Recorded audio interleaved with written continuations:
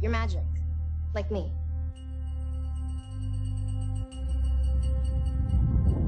I need you to listen to me. The world's a hungry place. A dark place. Hi there. I only met 2 or 3 people like us. They died. When I was a kid, I bumped into these things.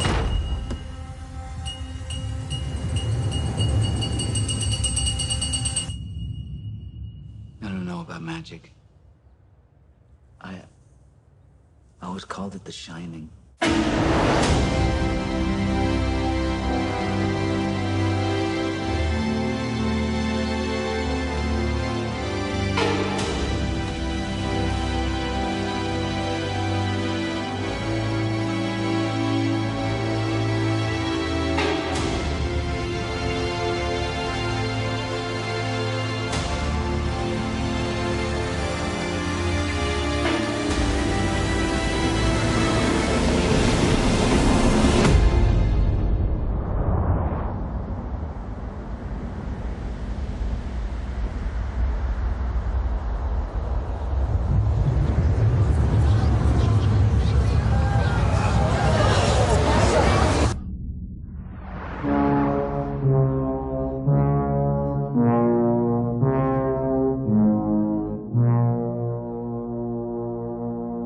Well, hi there, and welcome to the film school.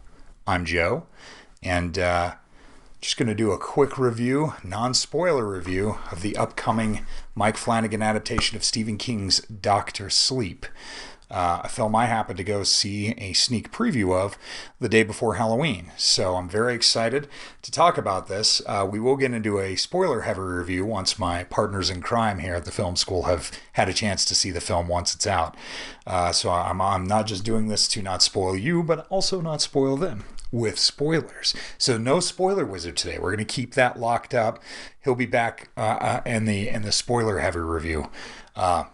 Maybe even a couple of times he might pop up in that episode just to tick my producer off. So, starting off, I have to say that this film is a worthy successor to Stanley Kubrick's The Shining. It is director Mike Flanagan, who did Oculus, and he also directed Gerald's Game, which is another Stephen King adaptation, which is a very faithful and very well done adaptation that's not for the squeamish. A trait that passes on to this film as well. Mike Flanagan had an unbelievable task of both adapting the novel and making a semi-sequel to Stanley Kubrick's film, which, if you're aware of the differences, you know that the Kubrick film is very much Kubrick's vision of The Shining and is not really the Stephen King novel. I have to say that I can't wait to see this movie again. It is to, I think, The Shining what Blade Runner 2049 was to Blade Runner, or 2010, the year we made contact, to Stanley Kubrick's 2001, A Space Odyssey. So I'm not going to give you too much information, just kind of the general review, a little bit of the information you would have picked up from the trailer. The movie is set nearly 40 years later, with a grown-up Dan Torrance, no longer going by the name of Danny or Doc, for those in the know. And essentially, he is sort of drifting along, trying to drown his shining, or shin, if you don't want to get sued, trying to drown that out with alcohol, sort of almost following in the footsteps of his father Jack, where he encounters a young girl who has the same power. At the same time, there are a group of sort of shining eaters that you see in the trailer, led by Rebecca Ferguson, who was in the last 2 Mission Impossible films. She plays Rose the Hat, who is one of Stephen King's very few female antagonists. And she does an incredible job because she really made me dislike her wholeheartedly.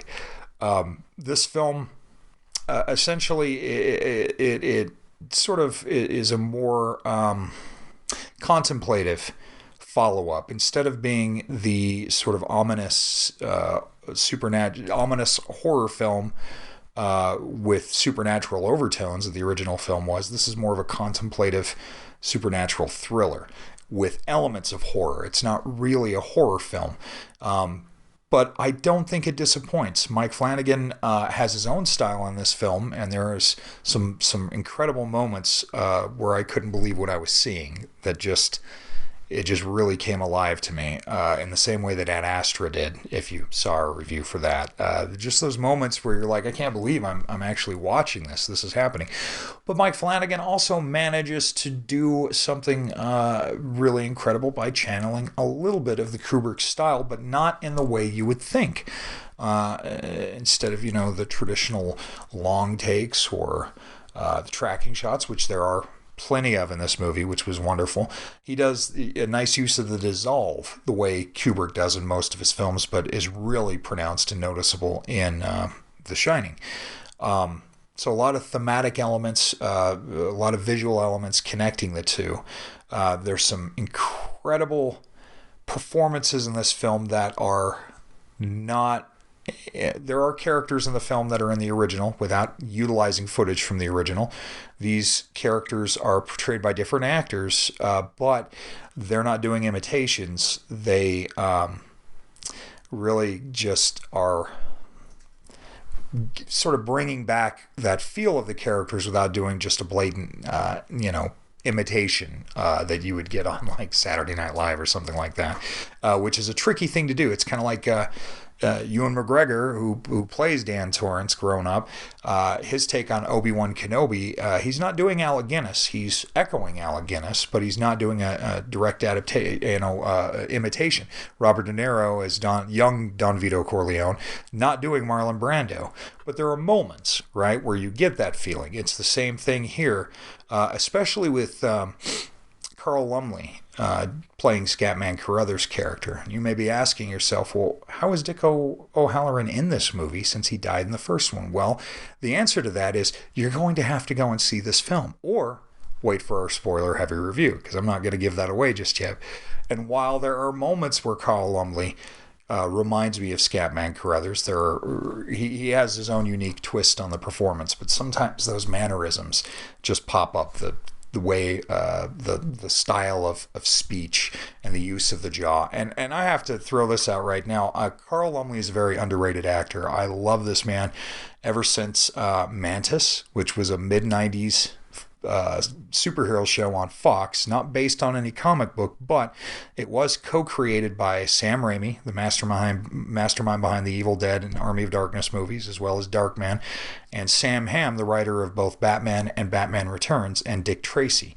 And Carl Lumbly has gone on to do more superhero stuff by appearing as the voice of John Jones, the Martian Manhunter, in the Justice League and Justice League Unlimited cartoons, which I'm a big fan of, as well as last couple of seasons popping up in Supergirl as John Jones, the Martian Manhunter's father. So it's come full circle. So seeing him in this movie just made me extremely happy because, again, I think he's a very underrated actor, and I think he's a terrific actor.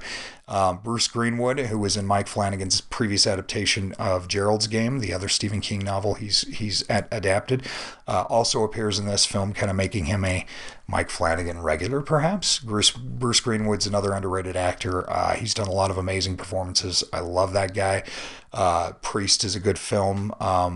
He will always be Tom Vale, the Nowhere Man, to me, if you remember that really obscure Prisoner-esque UPN TV series from the mid-90s. But going back to Dr. Sleep here, I'm going to go and give this 3.5 out of 4 stars. The original, I give the same rating. They are perfect for their genre. There are, within both contexts, both films, there are slight story flaws, like, for instance, in Stanley Kubrick's Shining. You never get the hint that Jack Nicholson's version of Jack Torrance has ever been much of a loving husband and father. He seems like he's right on the edge right from the beginning, and then going to the Overlook just didn't take much to tip him over to the axe-wielding psycho phase. So, which was always a slight point of contention, because that is one difference in the novel that I do. I'm a fan of Stephen King, and I really do enjoy the novel, but I think Stanley Kubrick's film is more cinematic than what Stephen King's book would have been. And if you've seen the 1997 TV miniseries adaptation of The Shining with Steven Weber and Rebecca De Mornay, you might agree with me there. It's a very good adaptation. Stephen King adapted it himself, did the teleplay.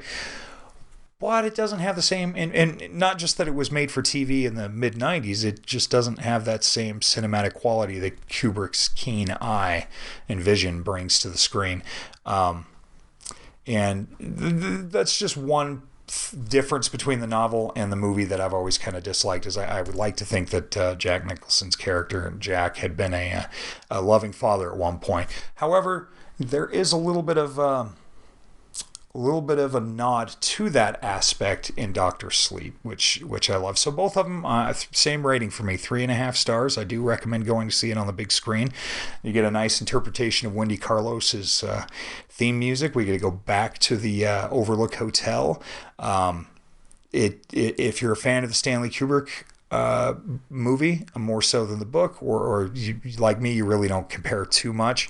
I think you'll really appreciate this film, especially if you're just a Kubrick fan in general. If you're a Stephen King fan, I think you'll appreciate this film too, because it is one of the better adaptations over the last few years, like 1922, again, Gerald's Game, and It Chapter 1, as opposed to some of the lesser adaptations, which I don't really think we need to talk about.